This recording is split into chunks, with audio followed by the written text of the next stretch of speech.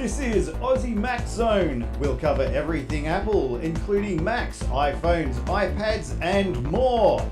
All this from an Aussie perspective. Sit back, relax, and insert yourself into the zone. The Aussie Mac Zone. Hello, everybody. Welcome to show 254, Aussie Mac Zone this week. So this week we have Garth. How are you, my friend? Michael, I'm fantastic. Good to be back. It's always a pleasure to have you around, sir. Oh, I know. And Zarn, how are you, you bugger? I'm fantastic, gentlemen. That's excellent, my friend. This week's sponsors, athwebhosting.com.au and aussietechradio.com. And if you want your name mentioned here and throughout the show, please just let us know. Marketing at aussiemaczone.com, Michael at aussiemaczone.com, anything you like at aussiemaczone.com. So our Aussie Apple Rambling starting this week. Cult of Mac is reporting, here's how hackers can install malware on your Mac through Safari. Patrick Wardell has demonstrated how hackers can remotely infect a Mac with malicious software using a Safari vulnerability. Apple's built-in protections can do nothing to stop it. Well, that's not quite true, but it gets the story. As Apple machines have risen in popularity, an increase in attacks has followed. The days when you could use a Mac without the fear of being infected are long gone. Wardell's exploit, it proves that simple browsing the web in Safari can lead to serious problems. Safari exploit leaves users open to attack, and in a lengthy explainer, Wardell reveals how an attacker can take advantage of the way in which Safari processes document and URL handlers to inject malware into a Mac. It starts when users visit a malicious website, and that might be just looking at a picture on a website. It might be trying to download a video, clicking on a Word document. But once the target visits our malicious website, we trigger the download of an archive.zip file that contains our malicious application, Wardell explains. If the Mac user is using Safari, the archive will be automatically unzipped, as Apple thinks it's wise to automatically open safe files. This fact is paramount, as it means the malicious application versus just a compressed zip archive will now be on the user's file system, which will trigger the registration of any custom URL scheme handlers. Thanks, Apple. Now, the malicious website can then run code that causes macOS to launch the malicious application. A pop-up will ask the user whether they wish to allow or cancel a process, but the text in it is controlled by the attacker and can be deceiving. macOS can't protect you. Apple's built-in defenses in macOS can't protect against this kind of attack. It would require a change in the way in which Safari manages a document and URL handlers. Apple could revoke a malicious app certificate, which will happen in very soon. That process will start happening. But by the time the app is identified, it will be too late for those who have already installed it. Now, there is something you can do, however. Preventing Safari from opening safe files stops the attack in its tracks. All you need to do is go into Safari Preferences and in Safari's menu bar General and uncheck the option to open safe files after downloading. Now, sorry I was talking so long, gentlemen, but it's as simple as that. Yeah. So we also Did that years ago, Michael. That's right. That's right. And we're also going to have that at the end of the show in how-to again. So if anyone missed that, yeah, Michael's going to run through that again. We're just going to reinforce it again. Yeah. Over and over. And the other thing to note there is obviously, sort of there's a point there where the way OS 10 does handle the links, what would happen there as if you untick that box, you'd go to have a look in your download file and you'd see a zip file rather than what you were expecting, the Word or the MP3 for a start. Yes. When you open it, you get the pop-up.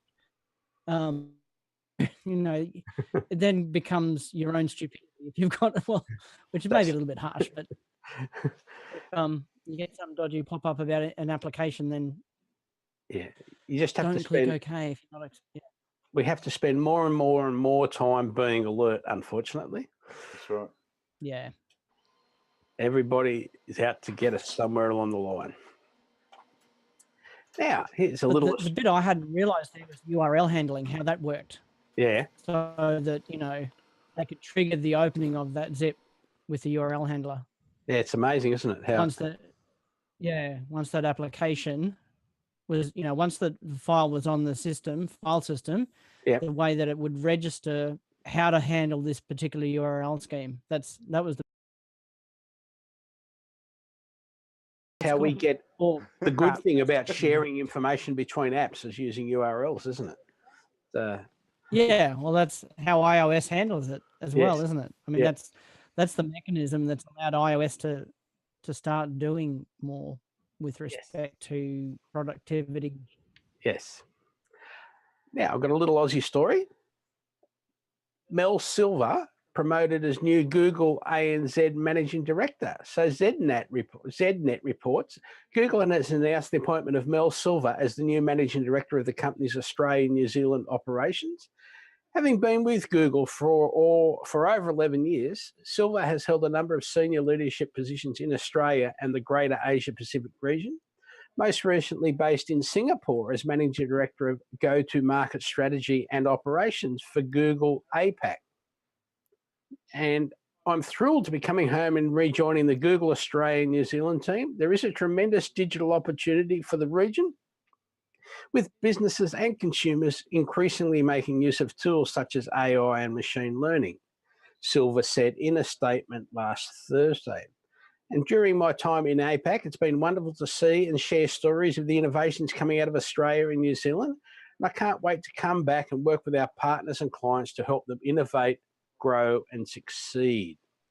Silver commenced her new role on October 1, replacing former local MD Jason Pellegrino, who announced he was leaving Google last July. So yes, A, we have a lady, and B,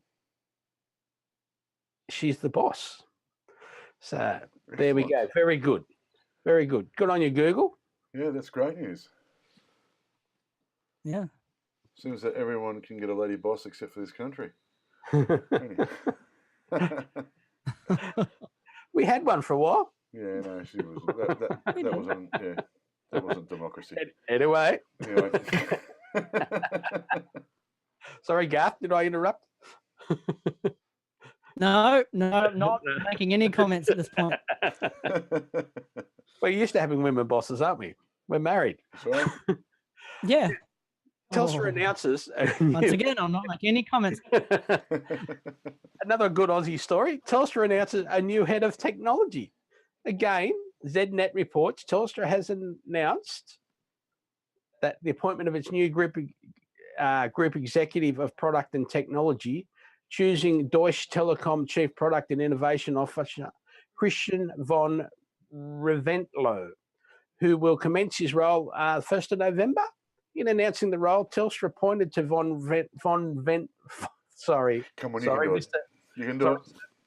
to von Renventlow's expertise across artificial intelligence, Internet of Things, augmented reality, digital twins, and edge computing. Von Reventlow has spent more than 3 years in his role, responsible for accelerating innovation, simplifying the product and service portfolio, digitising core processes, and transforming culture, Telstra said in a statement to the ASX on Thursday. Mr. von Reventlow has also held roles at Intel, Bosch Telecom, Avaya, and with Telstra CEO Andy Penn saying he has expertise across mobile, cloud and hardware solutions. I'm very pleased to have someone with Christian's product credentials coming on board to deliver innovative and simple product expertise for customers that will lead the market and drive profitable growth, Penn said. He will be accountable for Telstra's product strategy, product life cycle, and technology innovation where products are incubated and brought to scale. So good. Excellent. This is really good for Telstra if they pull their finger out of their backside. Yes. Because, this guy has got all this experience in, new technology and I'm not going to say his name because I don't want to screw it up. But, I feel that, Telstra was the leader for so long in this country that they sort of, they're hopeless now. They've just relaxed and been like, oh, well, we're Telstra. We can do what we want. So hopefully with some new innovation and the new team members and stuff like that, we can see some new stuff from them. If not, then we won't, and so be it. Anyway, at least we've got competition happening as well, which is good. That's what I meant. Yeah. Now, don't forget, we are brought to you, Zarn, this week by athwebhosting.com.au. Affordable competitive plans, 99.95% uptime, 24/7 ticket support, using the C panel, the industry feature-rich control panel, 250 scripts installed with one click, instant activation, auto setup, accepting PayPal as well as other cards. athwebhosting.com.au. I apologise to our watchers, listeners, things like that. Our ad didn't come up this evening. Oh, okay, that's my fault. It's okay. It's Michael still fantastically announced it, so we can all hear it. That means the other one's probably not going to work either. I'll just check that now. Not other one's working fine. Okay. Yep. Now, really good. This is something that's really good. Google turns 20. Oh, awesome. 20. That's how long they've been a business, shall we say. Now, it's how an internet search... It's sort of surprising, isn't it? It is. Yeah. I was just thinking the same thing. 1998. Yeah. Now, this is how an internet search engine reshaped the world. No technology company is arguably more responsible for shaping the modern internet and modern life than Google.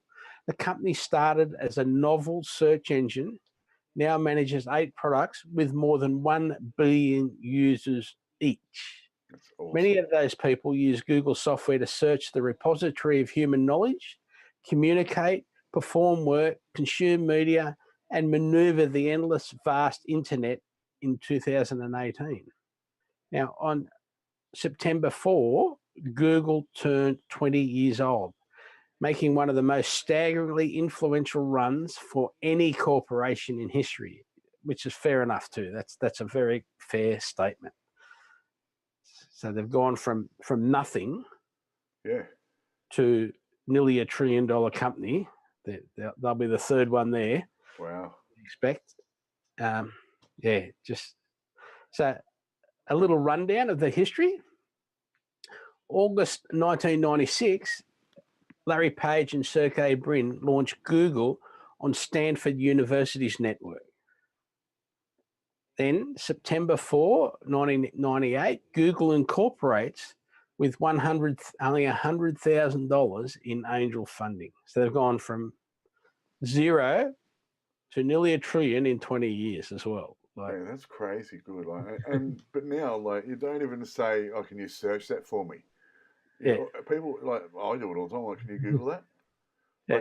And just like that. Yeah, and I remember in '98, when we were all using, Yahoo and all that sort of stuff, to search things, and then I think '98, and then you hit sort of 2000 to 2002, and it was Google. Everybody was Google. Yep. So, yeah. Now, inspired by the vast number of links between pages and how their search engine would only become more accurate and useful as the web continued to grow, Page and Brin renamed their company after the mathematical term Google, a 1 followed by 100 zeros. Now, the duo relocated to the garage of Susan Wojcicki, who would later become CEO of YouTube in Menlo Park, California.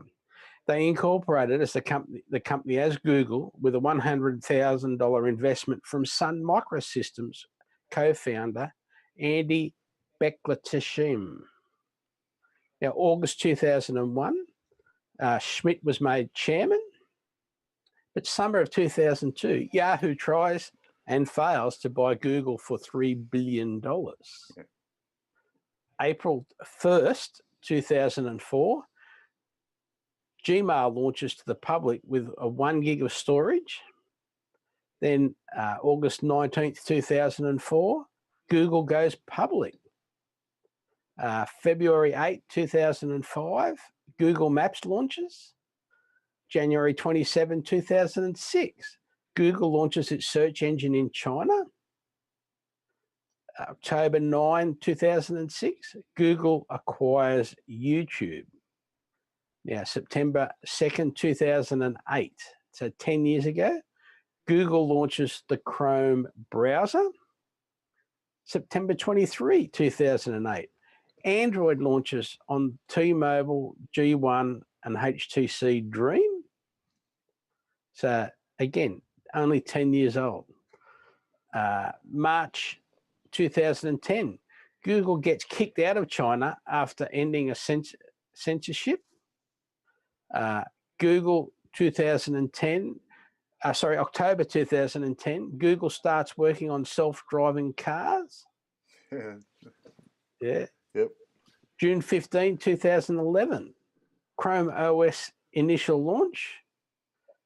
June 28, 2011, Google Plus launches. October 15, 2011, Google announces it's buying Motorola Mobility. July 24th, 2013, Google's Chromecast is announced. August 2015, Google restructures as Alphabet.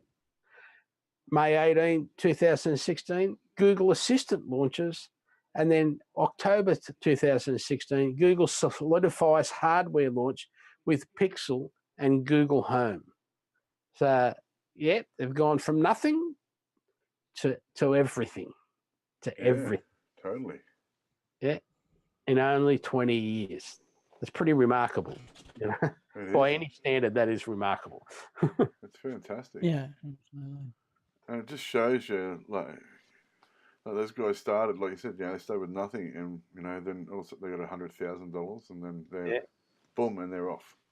And what's that? So 98, 3 years later, or was it 4? Sorry, 4 or 5 years. 5 years later, was it 2004? Did you say that Yahoo tried to buy them out? Or was it 2002? Yeah. And they're trying to buy them out for $3 billion 5 years later. No, 2002. 2002. So 3 years later. Yeah. They're trying to be bought out for $3 billion. Like, that's amazing. And $1 billion, like $3 billion is nothing now for what it's worth. Yeah, exactly. Like, imagine if like Ford or, PepsiCo or someone had that sort of growth. Yeah. Just astounding. And good on them. Congratulations to them. Absolutely. Yeah. We'd all have rotten teeth if PepsiCo had that kind of growth. Oh, wouldn't we? Right. We'd be like, perfectly round. Now, I think this is another. What I want to know is when did Google become the sort of the default way of saying search? Oh, that's a good question. That's what should have been in there, because that's sort of like If any of our listeners probably. or our fans Google out there that. watching and stuff like that know the answer to this question, leave it in the messages. We'll look into it too. And we'll try to answer that next week. Hopefully, we will find an answer. There you go. But if any of our listeners and because it's sort of give us an answer. Go Bing that really didn't take off, did it? Oh dear. And it was like, Yahoo, I finally found the right answer. You know what I mean? I don't think Yahoo ever had the right answer. But unfortunately, I went to a funeral last week, and the guy that passed away, he used to introduce me to people at parties and functions and stuff for his work. I was the guy that introduced him to Google. That's fantastic. That's how he introduced me. He said, as soon as he heard about it in '98, he told me about it, and I've been using it ever since. Just like bang. Well, that's like when Google Chrome came out here in Australia, and my mate Wayne was living in Robina at the time. Yeah, I think, and he was living in Robina. I moved up there with him, and he's like, "What are you running on your laptop?" And I'm like, "Just Microsoft." And he's like, "No, search engine." And it was, what was it called back then? The Microsoft, the Internet Explorer.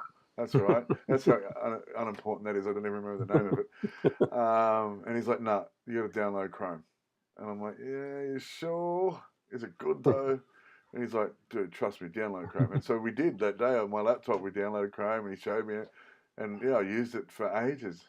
Yeah. But now I just use Safari, but I still have Chrome on the computer and stuff like that. But I just use Safari. Yeah. It's very good. Now I've got another Google story here, and I think this is part of the sort of innovation that they do, and I don't think this one's too bad for what they do. The Google Play Store may be getting a Play Points loyalty program.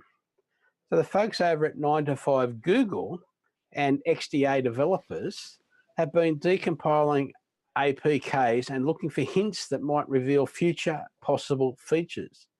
These lines of code inside the APKs could very well be an early indication of things to come. However, they don't guarantee that the features hinted in the code will ever become mainstream. So for now, we just have to roll with it, as exciting as the below may sound.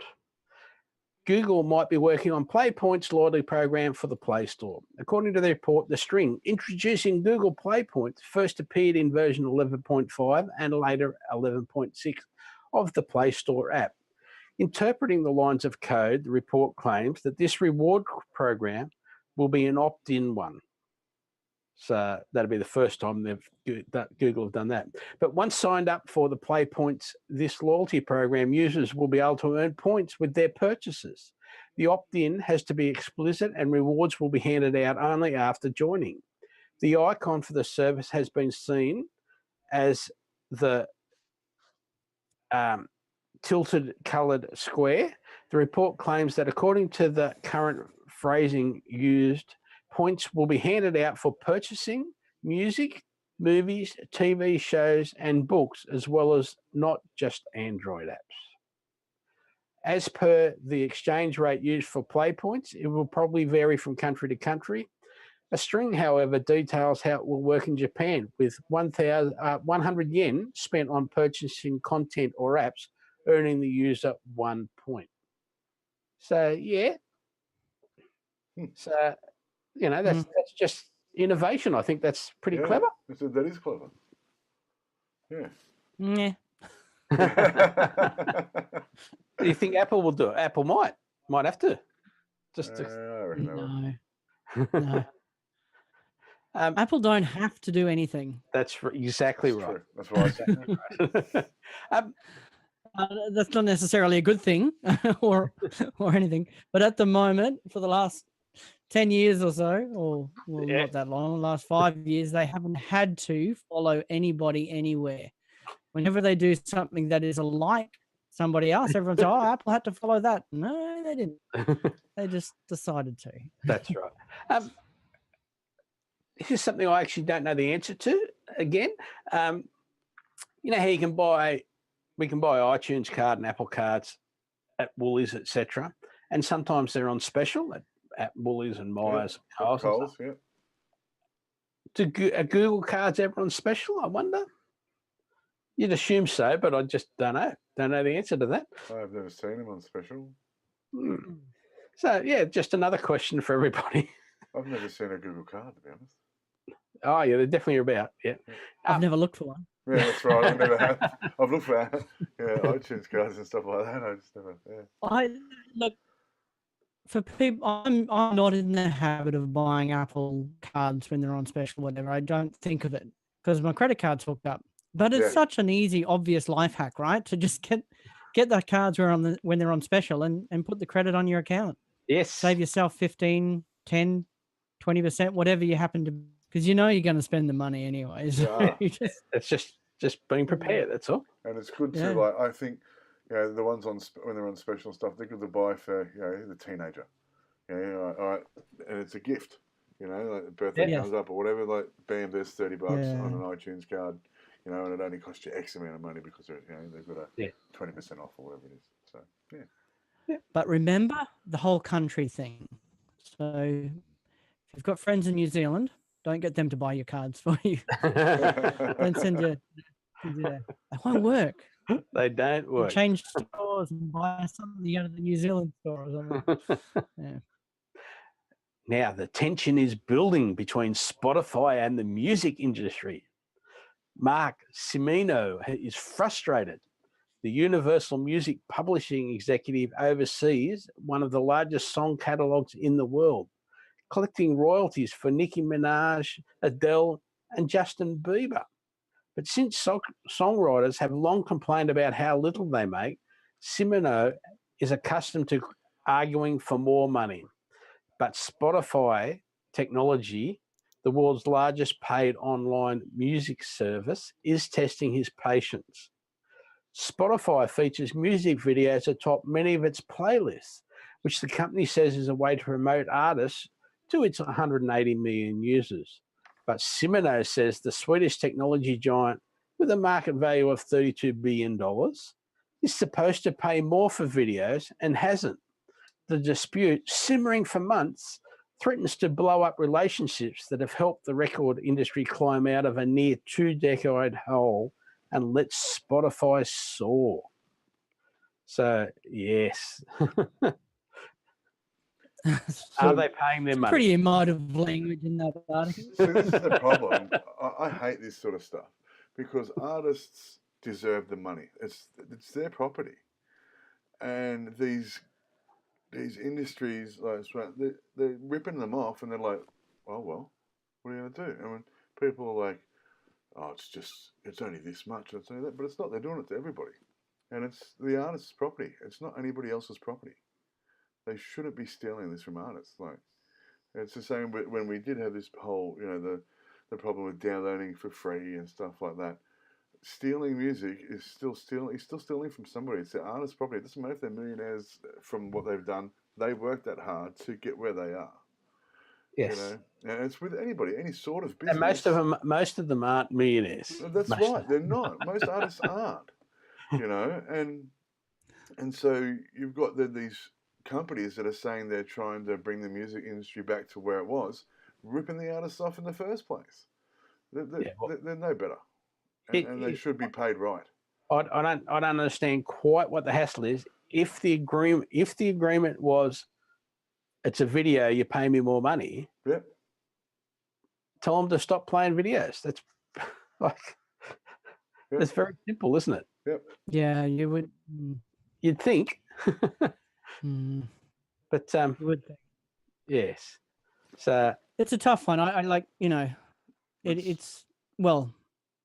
We appreciate these streaming services really have breathed the life back into the, well, I don't know.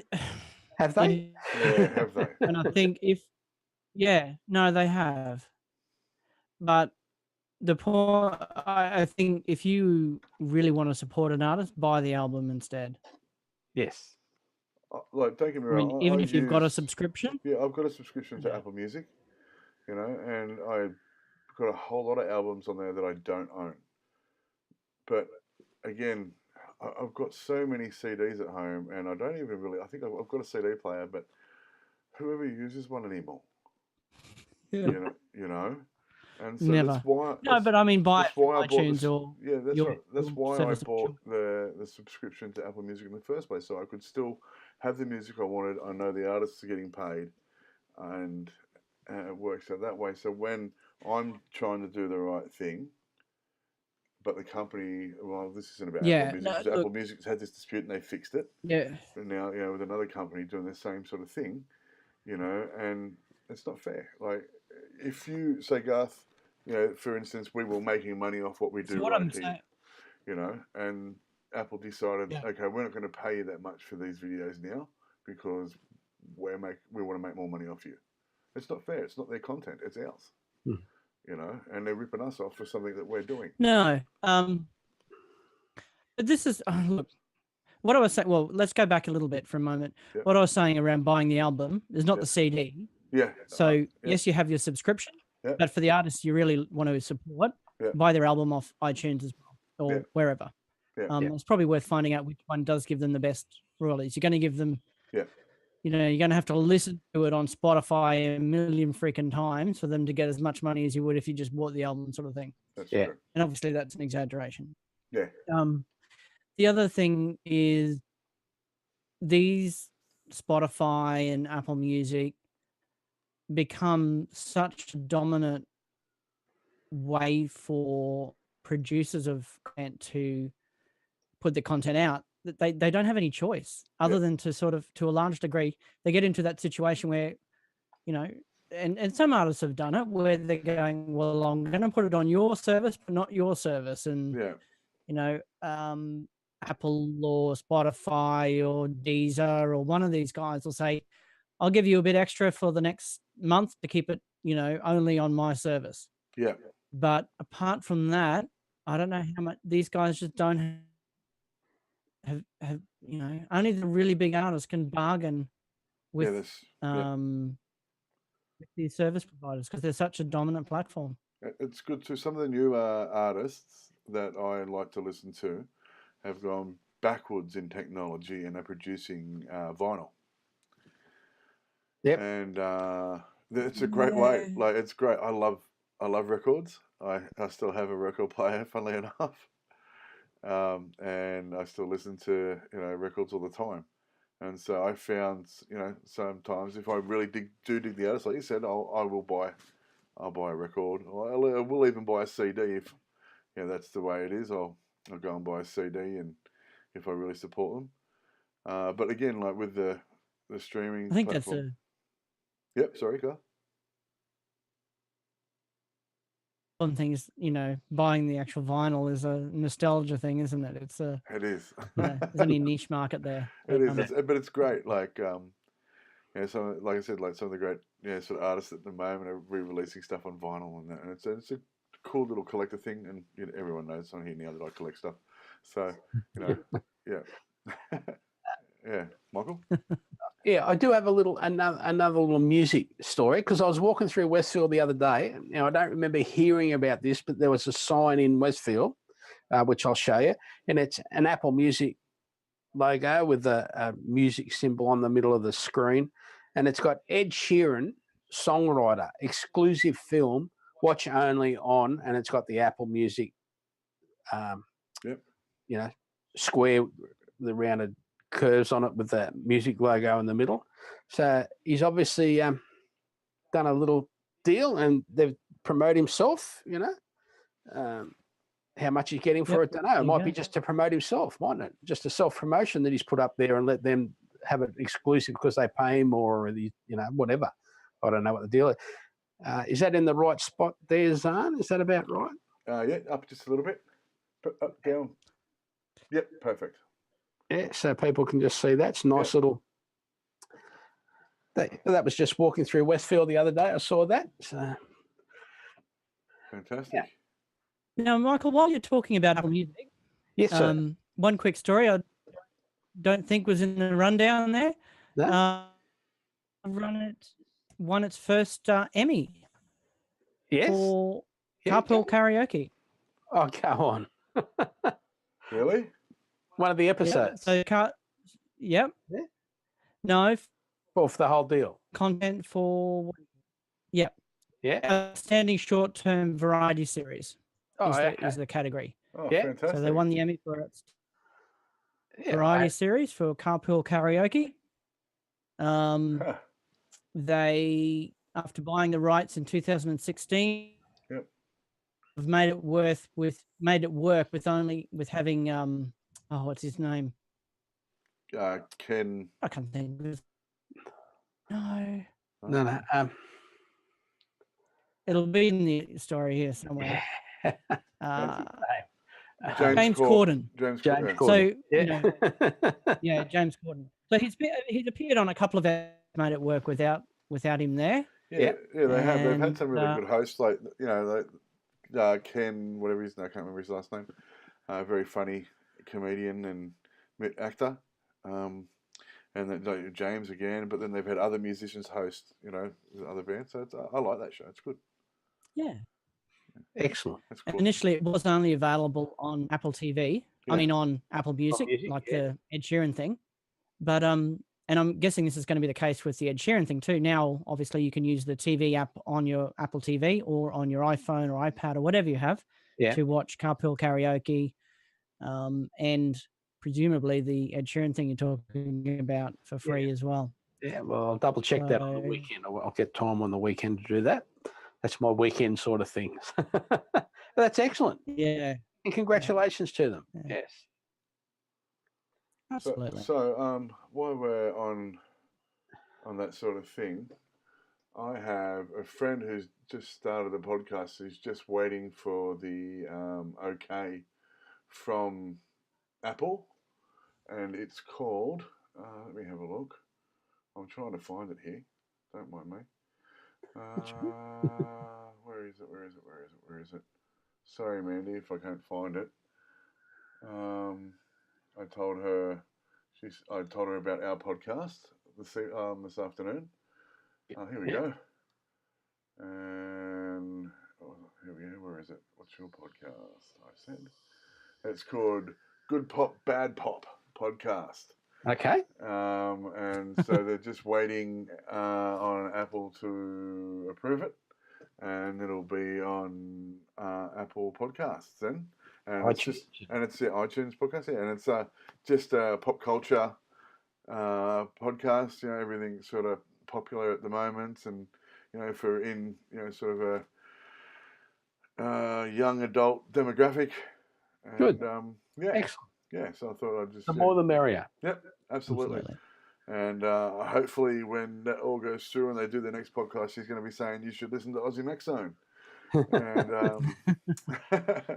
and so we'll get some more listeners and viewers as well. Yes. Yeah. Okay, here you go, Michael. That's right. No, that's good. It's good. Good on her. Yeah. Now, just a little more thing to be aware of.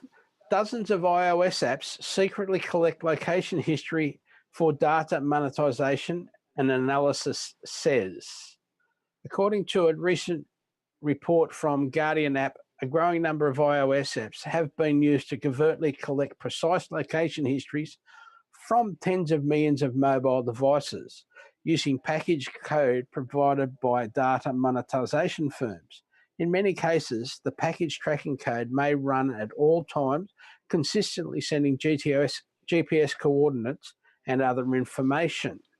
The information being collected includes Bluetooth LE data, beacon data, GPS longitude, latitude, Wi-Fi SSD and BSSID, and also such information as accelerometer data, battery charge performance and status, and even timestamps for departure and arrival to a location. Guardian app lists 24 apps that are confirmed to send data to a third-party data monetization firm, including ASKFM, Ask Anonymous Questions, C25K, 5K Trainer, Classifieds 2.0 Marketplace, Code Scanner by ScanLife, Coupon Sherpa, Gas Buddy, Homes.com, Mobile Tag, Moco, My Aurora Forecast, My Radar, NOAA Weather Radar, Pay by Phone Parking, Perfect 365, Photo Bucket. It's interesting, Photo Bucket. Quake Feed Earthquake Alerts, Road Trippers, Scout Look Hunting, Snip Snap Coupon App, Tapper Talk, the Coupons app, Tunity, Weather Live, and Umail. They also found code from monetization firm Reveal Mobile on the apps of several local TV stations owned by the Sinclair Broadcast Group, Tribune Broadcasting Company, Lynn Television, Grey Television, and other broadcasts. Guardian app suggests using Apple's built-in limit ad tracking feature to mitigate potential location sharing. And the tool can be enabled by navigating to Settings, Privacy, Advertising. Further vigilant users can select Don't Allow when iOS location services pop up windows, instructs them to see privacy policy or take similar action. The firm also suggests using a generic name for the SSID of a home Wi-Fi router and switching Bluetooth off when not in use. Now, earlier on Friday, two major news stories broke about user data. Adware Doctor, formerly the top paid app in the Mac App Store, was pulled after a security researcher revealed it was exfiltrating user information to China. And while a separate investigation revealed other malicious apps in the Mac App Store. So there you go. So please be aware of all of those. It's just, again, people are after us. Just getting very annoying, isn't it? Yeah. I think any of the stuff from Trend Micro has been confirmed on the Mac Store. Mm-hmm. Oh no, it's just there's so much stuff that we used to. Again, trusted apps still too. there, mate? Sorry, say that again. I'm just saying, if Garth, are you still there? Oh, yep, there he is. Yeah, I'm back again anyway. That old good stable into so Trend Micro stuff that's in the Mac App Store, which is no longer in the Mac App Store. Was previously one of the free, it was the top of the free content app as well. Was doing exactly the same thing. Yeah. I don't know. So just remember, no such thing as free. Well, that's the thing though, that the other one that was however you want to put it, was top of the paid. Most popular in paid apps.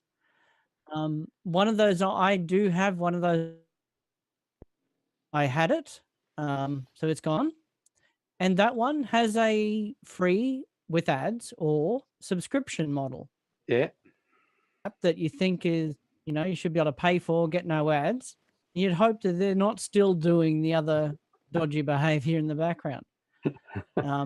So clearly this free, it's pretty disappointing.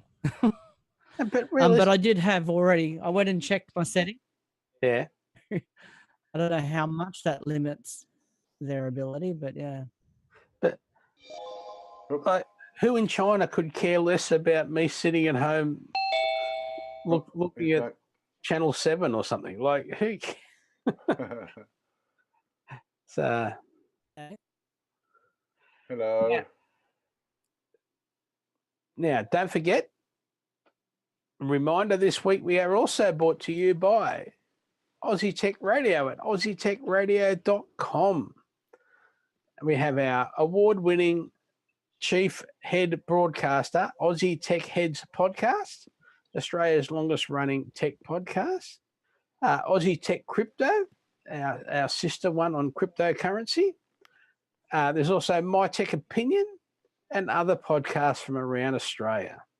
And it's always a good listen. Just have it running in the background. I promise you'll pick something up every week. Just one thing. You go, oh, really? You just hear it, it'll just pop into your head. You go, really? Now, what about getting AirPlay to work on older devices? So I've been trying, say, on my 5S phone, getting some apps don't, the AirPlay doesn't work on the app. They they've only said that for 6 or whatever. But what you do is you start playing using that app, playing your music, listen to a book, for example, and then you swipe down from the top of the screen, choose the speaker or the speakers you want to use from the circle with the arrow, and enjoy the listening. And it works. It's great. Just being able to walk from room to room and hear the same thing without having to miss something while you're away from that room, while you're doing things around the house. It's excellent. So just do that and enjoy. Start playing, swipe down the top of the screen, choose the speaker or the speakers you want to play your audio on, and enjoy it. Anyone else got anything else they want to say, people? I've got another how-to. It's just... Have we lost him? No. I said there? no. No. Lost me saying no. Zarn, you got anything? Actually, I don't this week. All right. So, now, just remember, this is important. Repeating from story 1, stopping Safari opening, quote, save files, stops the attack in its tracks. All you need to do is select preferences in the Safari menu, choose general, uncheck the option, open save files after downloading. And it's safe. You don't have to worry anymore. And you don't get as much crap. Excellent. Now, some of us will be doing a show on Thursday, assuming Apple announce anything worth talking about. Bound to, come on. So when you say some of us, do you mean all of us? Everybody's welcome. Everybody's welcome. All right. So I will be here. Okay. So